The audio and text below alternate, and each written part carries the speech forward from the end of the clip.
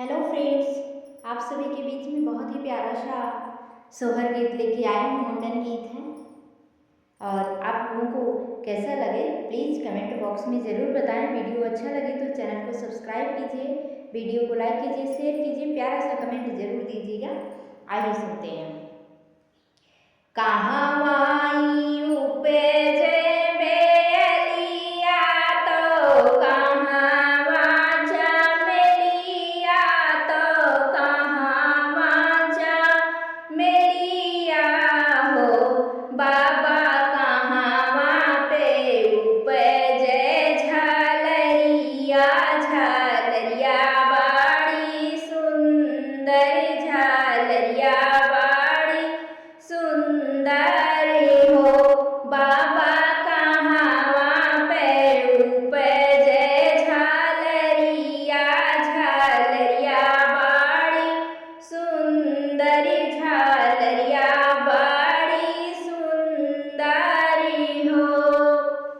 अंगना में उपजे बेलिया तो दुआरा चमेलिया तो दुआरा चमेलिया हो बाबा कोठिया में उपजे झालरिया झालरिया बाड़ी सुंदर झालरिया बाड़ी सुंदरी हो बाबा कोठिया में उपजे झालरिया झालरिया बाड़ी सुंदर झालरिया बाड़ी सुंदरी हो।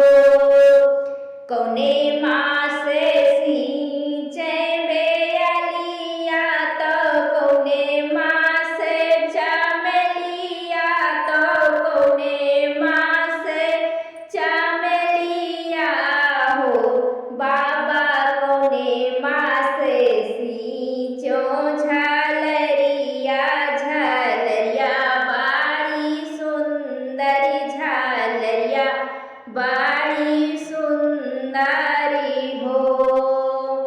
जलवा से सींचो बेलिया तो जलवा चमेलिया तो जलवा चमेलिया हो बाबा तेलवा से सींचो झालरिया झालरिया बाड़ी सुंदर झालरिया बाड़ी सुंदर हो बाबा तेलवा से सींचो झालरिया झालरिया बाड़ी सुंदर झालरिया बाड़ी सुंदर हो।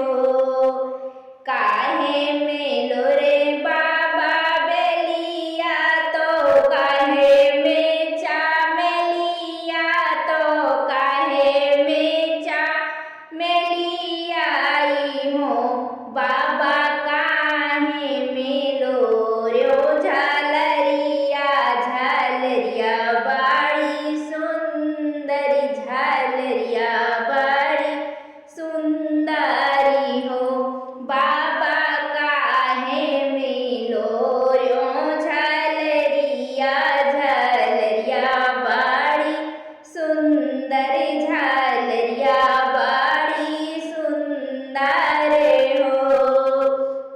डलिया में तोड़ो बेलिया तो झबिया चमेलिया तो झबिया चमेलिया हो बाबा चेरा में लोरियो झ